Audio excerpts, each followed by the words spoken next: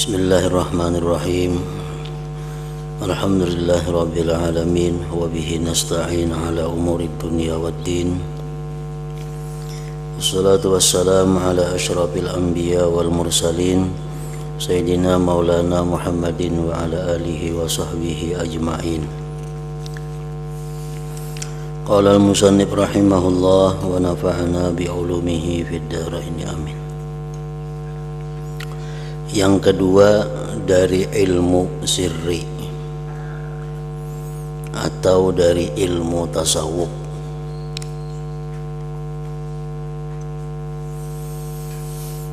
Ilmu tasawuf adalah ilmu yang sangat luas, namun kada semuanya kita diwajibkan mempelajarinya. Ada di situ hal-hal yang wajib kita mempelajarinya, dan ada pula yang tidak wajib mempelajarinya. Yang termasuk fardu ain mempelajarinya ilmu tasawuf itu ialah mengetahui mana yang wajib dikerjakan, seperti tobat. Nah, itu wajib dikerjakan. Maka wajiblah kita belajar secara rinci tentang tobat. Wara itu adalah yang wajib dikerjakan. Maka kita wajib pula belajar bagaimana wara itu sebenarnya. Zuhud wajib dikerjakan. Maka wajib pula kita belajar mengenai zuhud itu bagaimana. Sabar, syukur, khauf, raja, tawakal, nah itu ridha, itu ilmu tasawuf yang wajib dipelajari karena hal tersebut wajib diamalkan.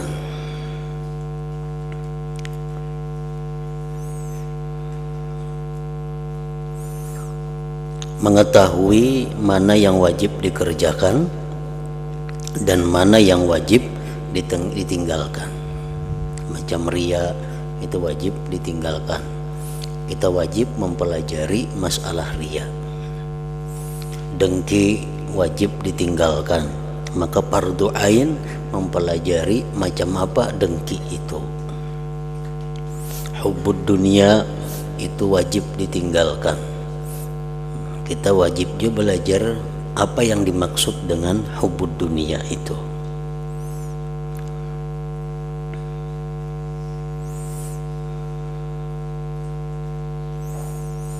Supaya Anda dapat benar-benar mengagungkan Allah.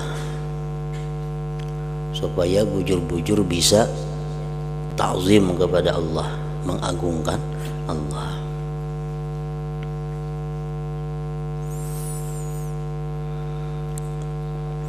Mengagungkan Allah itu termasuk di dalamnya adalah mengagungkan syiar-syiar Allah, tanda-tanda kebesaran Allah. Dalam Al-Quran disebutkan wa may yu'azzim sya'airallah fa innaha min taqwal qulub. Barang siapa yang mengagungkan syiar-syiar Allah, maka yang demikian itu termasuk bagian dari ketakwaan hati. Mengagungkan Allah ditandai dengan mengagungkan syiar-syiar Allah. Apa syiar-syiar Allah itu? Antara lain contohnya adalah Baitullah. Nah, Baitullah itu syiar Allah. Orang yang mengagungkan Baitullah berarti mengagungkan Allah. Orang yang meremehkan Baitullah berarti meremehkan Allah, karena Baitullah termasuk syiar Allah. Masjid-masjid termasuk syiar Allah. Makanya orang yang mengagungkan masjid, yang menghormati masjid, itu berarti mengagungkan, menghormati Allah. Orang yang meremehkan masjid, merendahkan masjid, mengotori masjid, itu orang yang meremehkan Allah. Makanya sangat besar janji Allah kepada orang yang membersihkan masjid, akan diberi ganjaran yang besar. Nah, di sisi lain ancaman dari Allah yang keras kepada orang-orang yang tidak menghormati masjid. Ada hadis yang mengatakan bahwa berbicara dunia di dalam masjid itu bisa meruntuhkan amal ibadah seseorang. Kenapa? Karena masjid itu adalah syiar Allah. Tidaklah patut di masjid itu berbicara urusan duniawi. Nah, orang yang berbicara urusan duniawi di dalam masjid itu berarti dia kada menghormati Allah. Nah, bagaimana bisa menghormati Allah, bagaimana bisa mengagungkan Allah? Nah, mempelajarinya itu adalah fardu ain. Ikhlas beramal hanya karena Allah. Nah, itu fardu ain, ikhlas. Kita diwajibkan per orang belajar mengenai ikhlas macam apa. Karena ikhlas itu sesuatu yang wajib dikerjakan. Niat yang benar, niatus salihah, niat yang bagus, itu pun wajib dipelajari. Apa arti niat? Apa yang dimaksud dengan niat yang baik itu? Dan selamatnya iman, supaya iman kada tercampur dengan yang merusaknya. Kayak apa caranya menjaga iman? Nah, itu wajib dipelajari. Semua keterangan yang ada kaitannya dengan kewajiban pekerjaan hati dan larangan-larangannya akan diuraikan dalam kitab ini insyaallah ta'ala.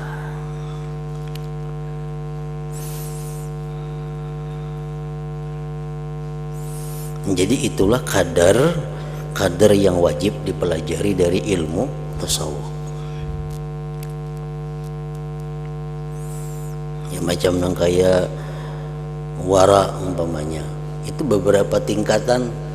Ada wara yang wajib, ada wara yang sunat, ada wara yang utama. Nah, yang wajib kita pelajari adalah wara yang wajib itu. Sedangkan wara yang sunat itu sunat juga dipelajarinya. Zuhud terbagi tiga. Ada zuhud yang wajib, ada zuhud yang sunat, ada zuhud yang utama. Yang wajib kita pelajari adalah zuhud yang wajib. Sedangkan zuhud yang sunat itu sunat juga dipelajarinya. Zuhud yang utama juga dipelajarinya. Jadi kada semua ilmu tasawuf itu wajib dipelajari, kada. Mana yang wajibnya itulah yang wajib dipelajari.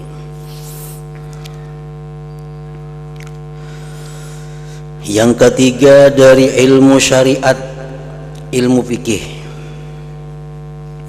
yang dianggap fardu ain mempelajarinya, mengetahui seluk-beluk perbuatan yang dipardukan kepada Anda. Fikih luas lagi. Kalau kita mempelajari ilmu fikih keseluruhan kada cukup umur. Tapi ilmu fikih itu ada yang fardu ain dipelajari, ada yang fardu kifayah dipelajari, ada yang sunat dipelajari, ada hanya sekedar keutamaan yang dipelajari. Mengetahui seluk-beluk perbuatan yang dipardukan kepada Anda agar Anda dapat mengerjakannya dengan benar.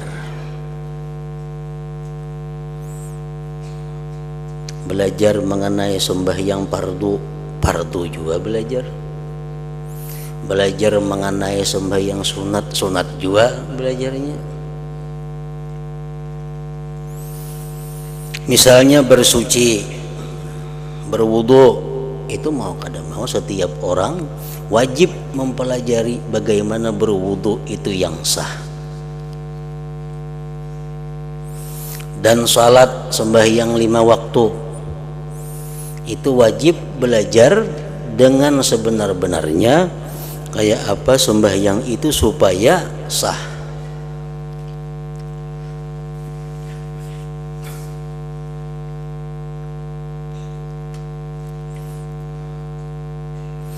Jadi kada ada keringanan untuk meninggalkan belajar sembahyang fardu itu, karena itu fardu ain.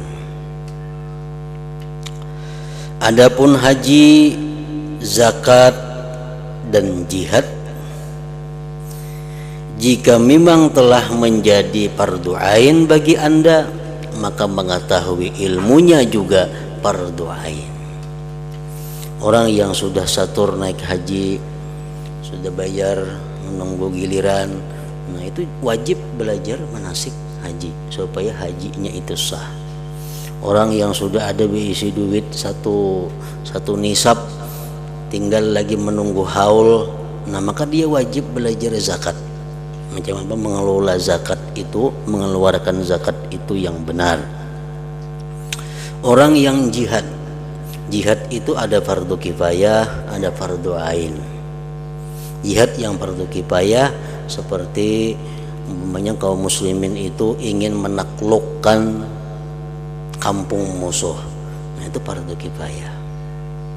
Ada jihad yang fardu ain kalau sudah musuh menyerang kampung kita. Ini orang-orang kafir sudah menyerang kampung kita, maka seluruh penduduk kampung itu dipardukan fardu ain untuk membela agamanya, membela kampungnya, untuk fardu ain. Nah, bila mana fardu ain jihad, fardu ain juga mempelajarinya bagaimana jihad itu, supaya engkau bisa mengerjakannya dengan benar. Kalau tidak wajib untuk Anda, maka belajarnya pun tidak wajib. Orang nang kada berisi duit satu nisab, kada wajib belajar zakat. Orang nang belum setor lagi naik haji, kada wajib ini belajar tentang haji. Nah, jadi itulah batas ilmu yang wajib dihasilkan dan harus diketahui oleh hamba.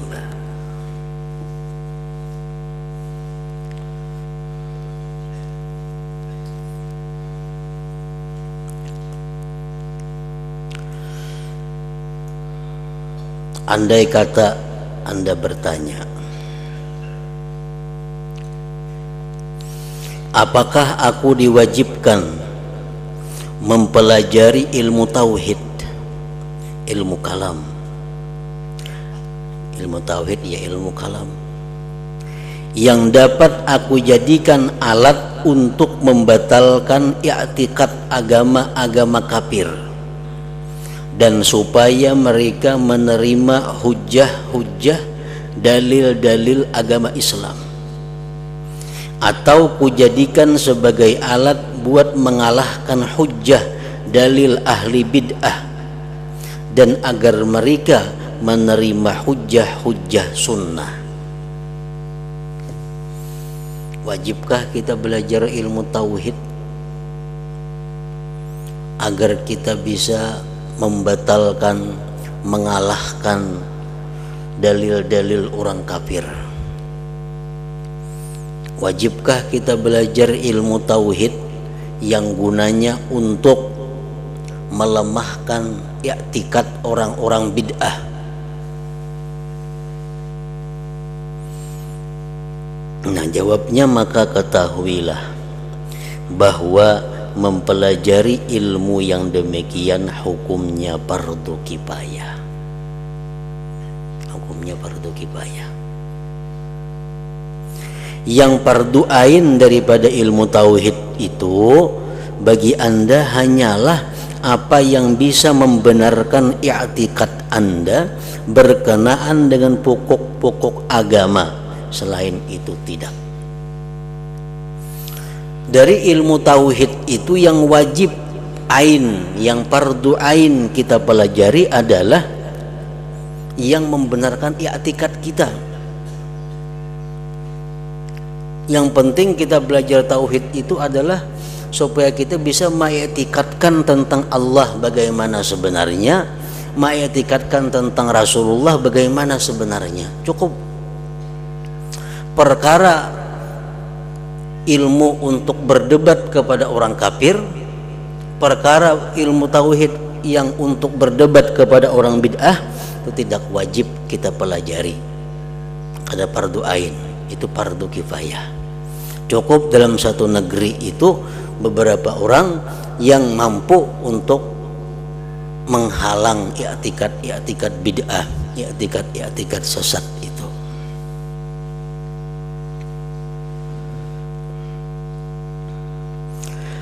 Begitu pula Anda tidak wajib mengetahui cabang-cabang ilmu tauhid dan masalah terperincinya ilmu tauhid.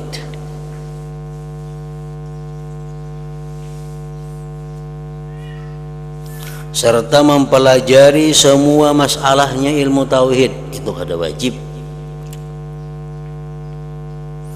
Tetapi jika Anda merasa tidak pasti tentang pokok agama yang Anda khawatirkan dapat merusak i'tikad Anda, maka Anda berkewajiban menguraikan dan membersihkan ketidakpastian itu dengan pembicaraan yang memuaskan. Kalau dalam hati kita ada timbul keraguan-raguan terhadap satu masalah dari ilmu tauhid, nah itu yang wajib kita pelajari. Begitu kita belajar, hilang keraguan-raguan, sudah hilang, sudah gugur fardu ain itu. Apa yang kita sudah yakin, itu sudah cukup. Namun berhati-hatilah, jangan sampai terjadi perdebatan yang tidak benar, karena pertengkaran itu merupakan penyakit agama yang tidak ada obatnya. Jadi waspadalah. Sesungguhnya orang yang berdebat itu tidak akan beruntung kecuali bila ia diliputi rahmat dan balas kasih Allah Subhanahu wa ta'ala.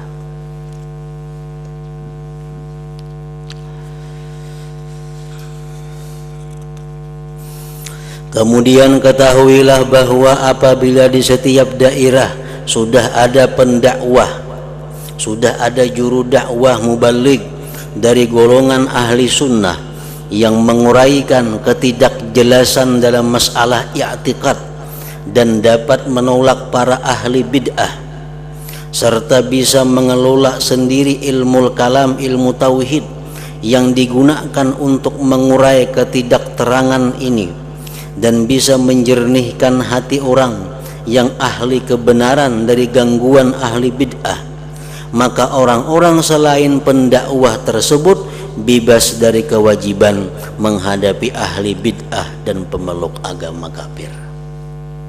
Di daerah kita ada sudah orang yang ahli dalam ilmu tauhid, inya bisa melawan hujah-hujah orang kafir, dia bisa melawan hujah-hujah orang bid'ah.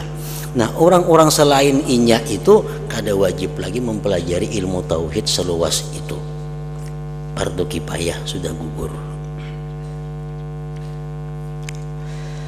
Di samping itu, Anda juga tidak berkewajiban mengetahui perincian-perincian ilmu sirri, ilmu tasawuf.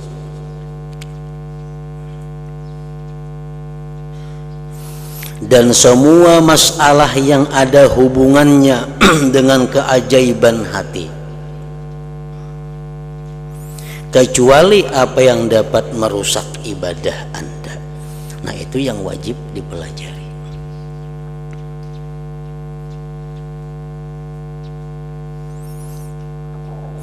Adapun mengenai perbuatan hati yang bisa merusak ibadah, maka Anda wajib mengetahuinya agar Anda mampu menjauhinya, seperti riya.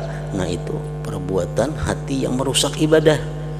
Seperti dengki, perbuatan hati yang merusak ibadah. Nah, itu wajib dipelajari supaya bisa menjauhinya.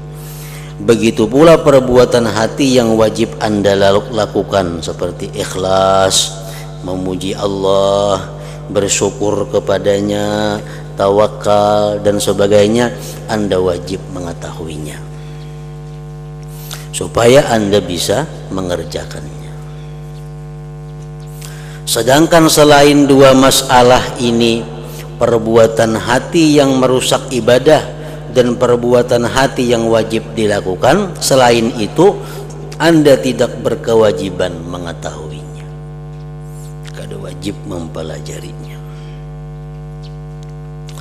Anda juga tidak wajib mengetahui seluruh bab ilmu fikih. Misalnya bab jual beli, kada wajib belajar bab jual beli kalau kita pacang kada berjual beli. Persiwaan, kada wajib belajar babul ijarah, bab siwa besiwa kalau kita kada menyiwaakan dan kada bakal menyiwa. Nikah kada wajib dipelajari mau kada pacang kawin. Talak kada wajib dipelajari kecuali bakal menalak. Dan jinayah, tindak pidana, sesungguhnya lah mengetahui bab-bab ilmu fikih ini hukumnya fardu kifayah. Hendaknya di daerah itu ada seseorang yang ahli dalam itu cukup, yang lainnya gugur kewajibannya. Kalau sudah ada orang yang melakukannya, orang-orang lain tidak lagi berkewajiban.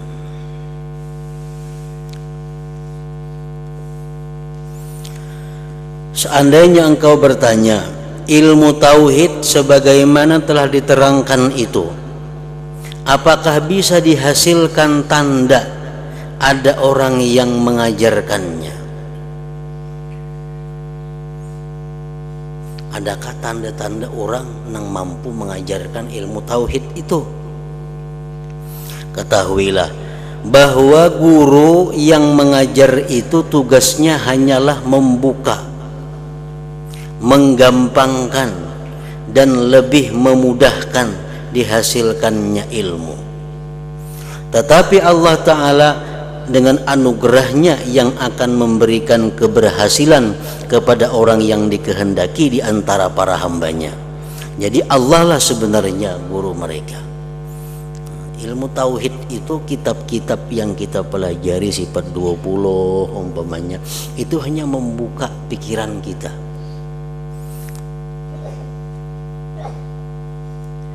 menggampangkan cara berpikir kita, mengulahkan jalan pikiran kita.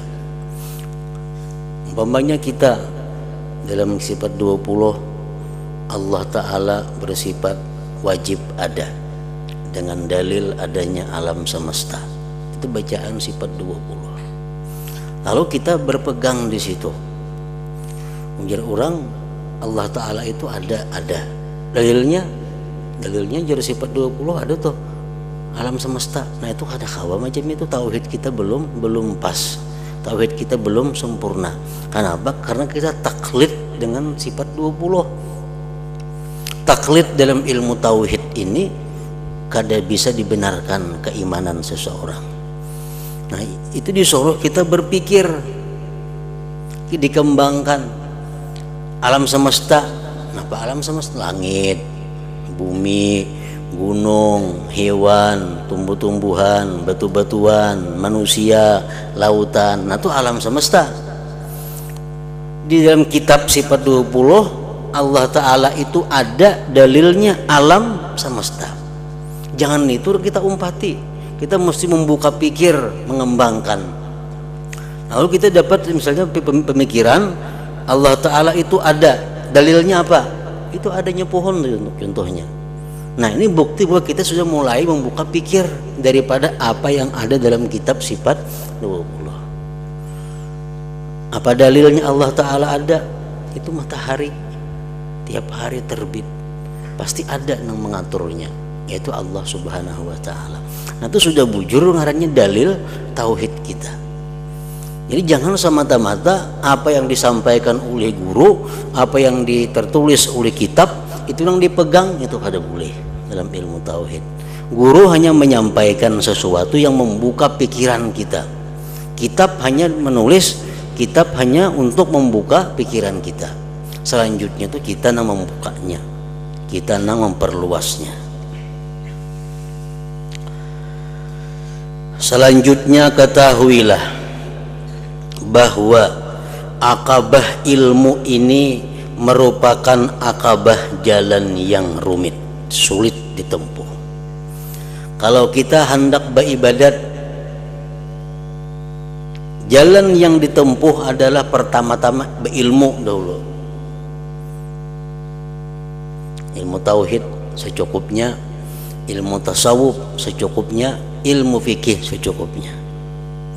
Nah, urusan menuntut 3 ilmu ini sulit.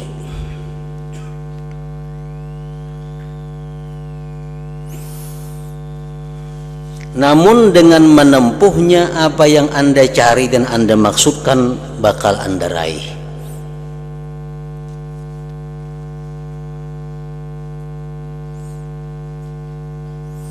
Jadi belajar ilmu tuh bujur-bujur belajar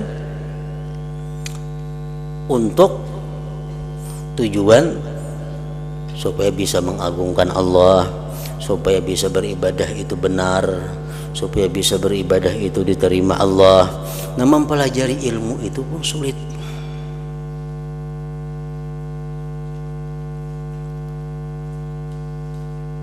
Orang yang turun setiap pengajian turun, aktif pengajian. Itu kalaunya kada bujur-bujur mempelajari, kada bujur-bujur memperhatikan, kada taulihi. Napa garang artinya tubatnya itu? Maka tubat itu wajib dipelajari. Karena selain daripada para anbiya, kada lepas daripada dosa. Bila orang itu kada lepas daripada dosa, wajib dia tobat. Nah, bila wajib tobat itu wajib mempelajari ilmu tobat. Nah, tobat itu macam apa? Itu mesti bisa. Bila kada bisa, berdosa. Tobat ini mesti tahu tobat daripada dosa ini. Tobat daripada dosa ini macam apa caranya? Tobat kada sembahyang macam apa caranya? Tobat menyambat orang kayak apa caranya? Tobat mengambil hak orang lain kayak apa caranya? Tobat terhadap menggibah orang yang sudah mati kayak apa caranya? Tobat waktu dahulu berbuat macam ini kayak apa caranya? Jadi semua itu adalah wajib dipelajari bagi orang-orang yang pernah melakukan dosa-dosa itu. Nah, mempelajari itu sulit. Mempelajari itu sulit.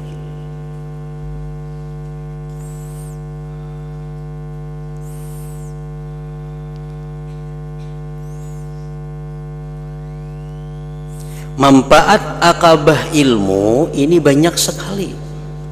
Kalau kita punya ilmu, manfaatnya banyak. Tetapi melewatinya pun teramat berat dan bahayanya besar.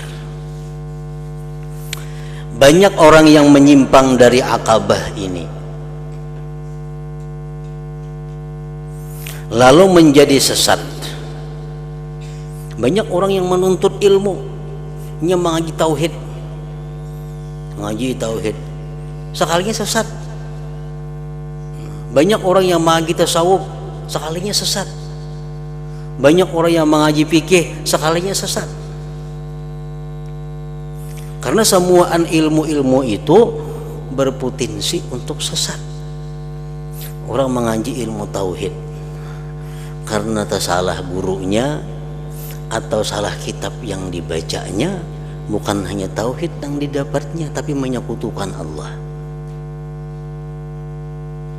Nah, itu sangat perlu hati-hati. Orang yang belajar tasawuf karena salah kitab yang dibaca, salah guru yang menerangkan, akhirnya tasawuf yang dipelajari itu bukan membersihkan hati, tapi justru mengotori hati.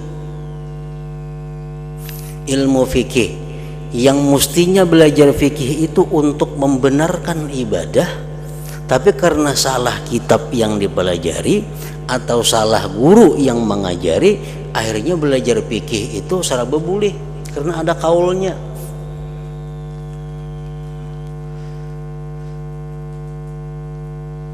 Selawar handap aku ada aja kaulnya, ada pendapat ulama yang membolehkan. Makan bidawang ada aja pendapat ulama yang membolehkan. Nah, semuaan ada pendapat ulama yang membolehkan. Dicari yang nyaman-nyamannya, dicari yang mudah-mudahnya. Pada ilmu fikih itu disuruh kita belajar untuk membenarkan ibadah. Cuma karena salah kitabnya, salah guru mengajarkan, akhirnya sesat.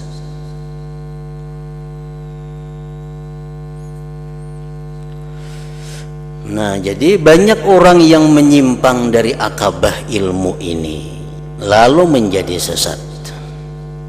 Makanya ada urutannya. Kitab tasawuf tauhid yang pertama yang dipelajari kitabnya ini dahulu. Kalau sudah tamat hanya kitab yang ini. Kalau sudah tamat hanya kitabnya ini.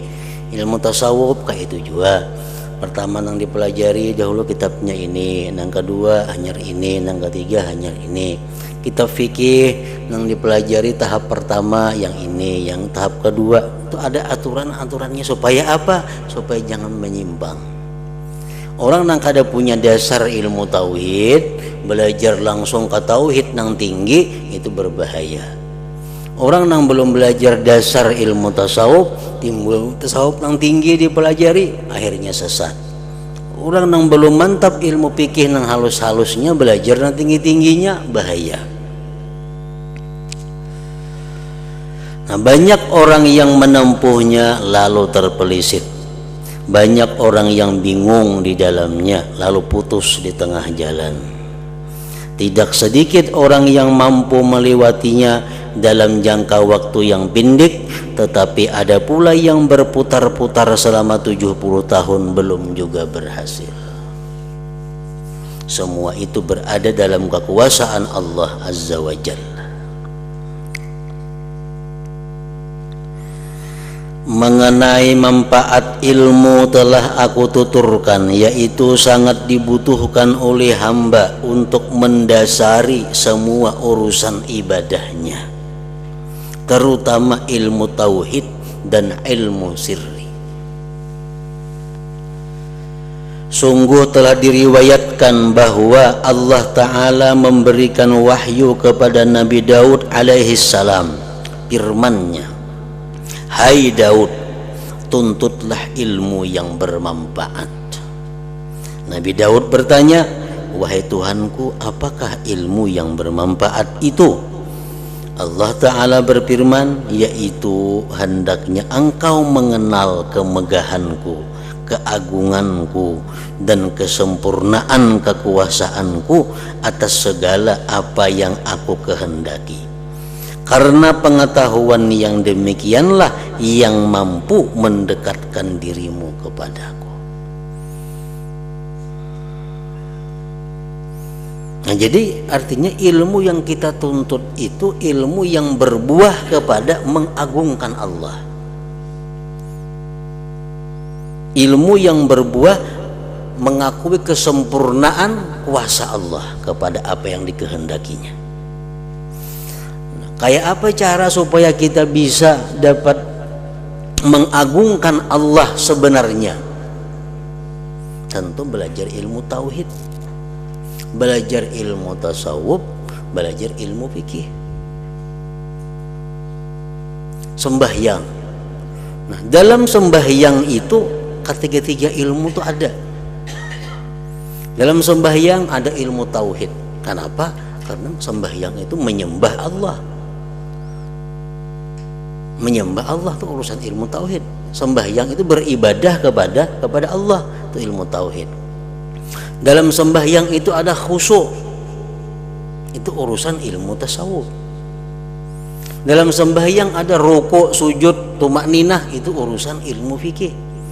Bila ketiga ilmu itu bergabung dalam sembahyang, nah hanya seseorang itu disebut mengagungkan Allah Subhanahu wa Ta'ala. Ini tauhidnya bujur. Jadinya aku sembahyang ini adalah menyembah Allah, Tuhan satu-satunya. Sembahyangnya ini hatinya tertuju kepada Allah, tapi sembahyangnya kada bertumakninah. Nah, itu kada mengagungkan Allah. Kenapa? Karena gerakannya kada mengagungkan Allah. Gerakan yang mengagungkan Allah, gerakan yang sesuai dengan apa yang diperintah oleh Allah. Nah, jadi ketiga-tiga ilmu itu perlu digandeng. Kada mau terpisah, tauhid, tasawuf, dan fikih. Ilmu berdagang. Berdagang itu ada ilmu tauhidnya. Ada ilmu tasawufnya, ada ilmu fikihnya. Kada mau terpisah antara tiga itu. Diriwayatkan dari Sayyidina Ali karramallahu wajhah, beliau berkata, tidaklah menggembirakanku seandainya aku mati pada waktu kecil dan dimasukkan ke dalam surga. Ujar Sayyidina Ali, aku kada suka mati kekanakan surga tapi masih kekanakan.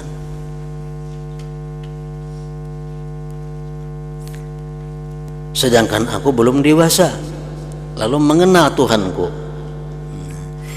Kekanakan bujur aja mati ke surga, tapi yang belum sempat ma'rifat kepada Allah. Sebab manusia yang paling mengetahui kemegahan Allah ialah orang yang paling takut kepada Allah, yang paling banyak ibadahnya dan paling berkehendak baik terhadap Allah Subhanahu wa ta'ala.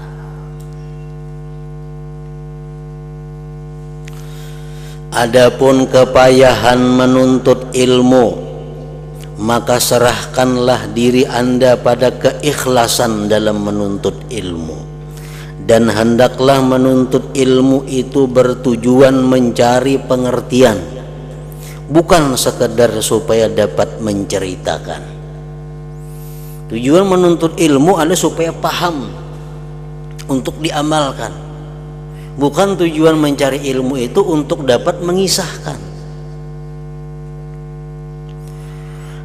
Ketahuilah bahwa kekhawatiran sehubungan dengan menuntut ilmu itu besar sekali, karena barang siapa menuntut ilmu dengan niat untuk menghadapkan manusia dan agar bisa berteman duduk dengan para penguasa pemerintahan, atau supaya ilmunya bisa digunakan untuk menjadi alat perangkap harta dunia, supaya dapat membanggakannya kepada para ahli debat, maka dengan orang semacam ini pasti berantakan dan akad-akadnya rugi. Rasulullah sallallahu alaihi wasallam bersabda, "Man talabal ilma liyufakhira bihil ulama aw liyumariya bihi subaha aw liyasrifa bihi wujuhan nas ilai adkhalahu Allahun nar."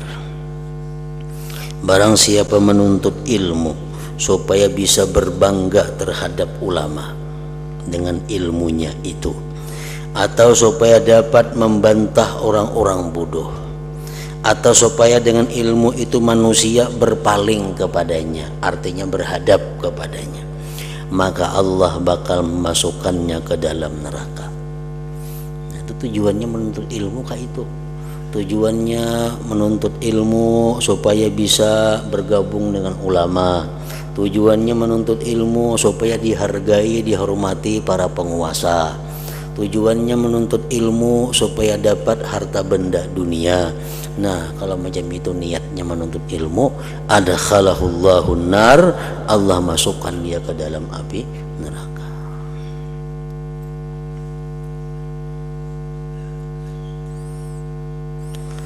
Abu Yazid Al-Bastami rahimahullah berkata, aku sudah berusaha mujahadah selama 30 tahun. Tidak ada yang lebih berat bagiku melebihi ilmu dan tanggung jawabnya. Jadi perkara ilmu perkara yang berat. Waspadalah terhadap bujukan syaitan. Mungkin syaitan berkata kepada Anda, ujar syaitan, apabila hadis telah menerangkan bahaya besar dalam ilmu, maka lebih baik tidak usah menuntut ilmu. Ujar syaitan membisiki kita, orang berilmu itu berat godaannya, orang berilmu itu amunnya ini berbuat dosa berat siksanya, jangan usah mengaji, jangan usah menuntut ilmu. Omongan syaitan seperti ini jangan sekali-kali Anda anggap benar.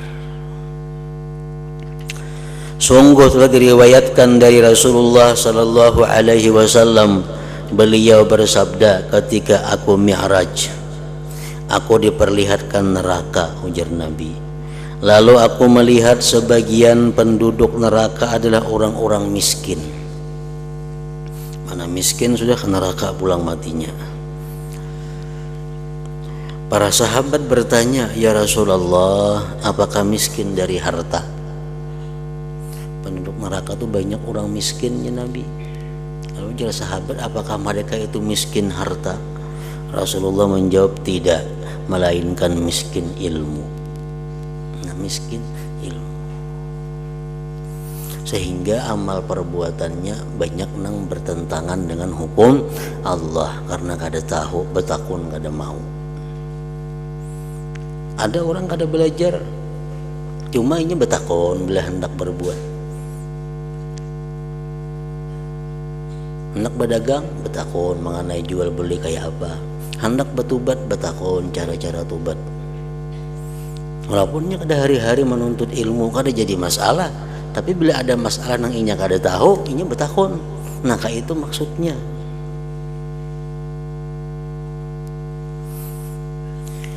Barang siapa tidak mau belajar, tentu tidak dapat mengerti hukum-hukum buat ibadahnya dan tidak dapat memenuhi hak-hak ibadah sebagaimana mestinya. Seandainya ada orang beribadah kepada Allah Ta'ala seperti ibadah malaikat, malaikat tuh ada busan-busannya beribadah, memangnya dicipta untuk beribadah. Kalau ada manusia beribadah macam malaikat tanpa ilmu, tapi nya kada berilmu, ilmu tauhidnya kurang, ilmu tasawufnya kurang, ilmu fikihnya kurang, maka ia termasuk orang yang merugi. Karena itu segeralah bertindak dan dalam menuntut ilmu ini dengan meneliti, mengajarkan dan mempelajarinya. Jangan sampai bosan dan malas.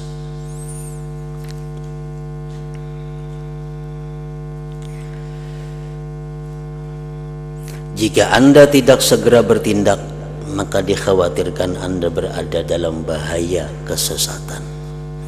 Nah, semoga Allah melindungi kita dari hal tersebut. Nah, jadi perbaharui ilmu kita, terutama dalam masalah tauhid, dimantapkan ilmu kita dalam bidang tasawuf, bagaimana caranya supaya ilmu tasawuf yang ada pada kita itu dapat menjadikan ibadah kita bersih, dan ilmu fikih yang kita pelajari itu diperbaharui juga karena bisa hilang. Di ilmu fikih yang kita orang sudah belajar kitab, ini sudah belajar kitab Bajuri, sudah Fathul Mu'in, sudah Tahrir, sudah ilmu fikih sudah luas dipelajarinya, tapi sembahyangnya banyak nang kada kakaruan. Kenapa? Ini hanya belajar kitab itu tapi kada memperhatikan perbuatannya.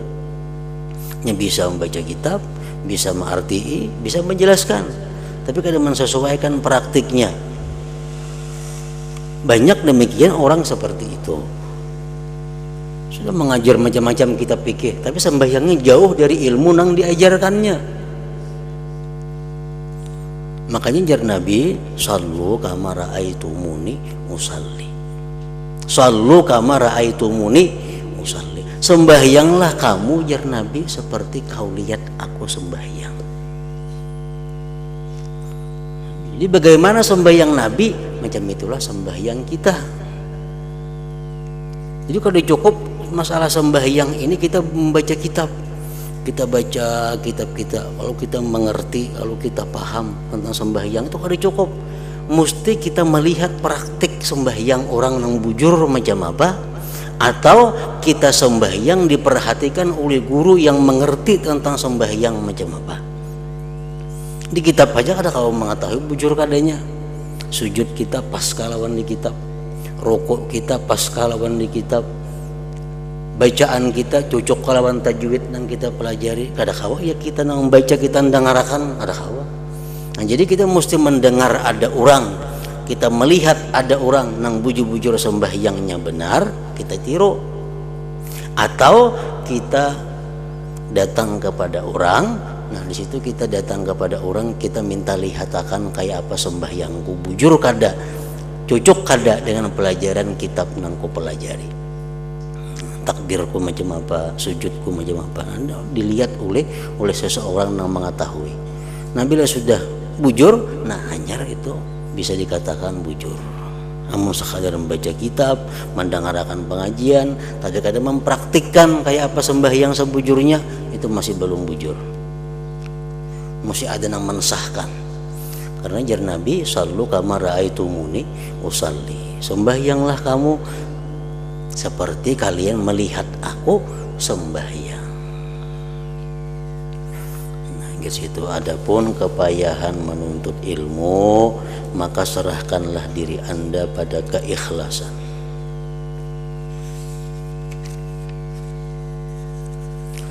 Hadratin Nabi sallallahu alaihi wasallam. Al-Fatihah.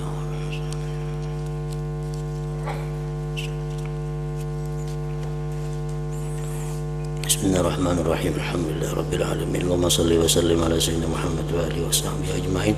Allahumma ighfir lana ma akhta'na wa ma ta'ammadna wa ma asrarna wa ma a'lanna wa ma asrafna wa ma anta a'lam bihi minna, antal muqaddim wa antal muakhir, la ilaha illa anta. Allahumma anfa'na bima 'allamtana wa 'allimna ma yanfa'una wa zidna fahman wa ilman wa amalan wa huda wa taufiqan bi rahmatika ya arhamar rahimin. Sallallahu alaihi sayyidina Muhammad wa alihi wa sallam. Alhamdulillah.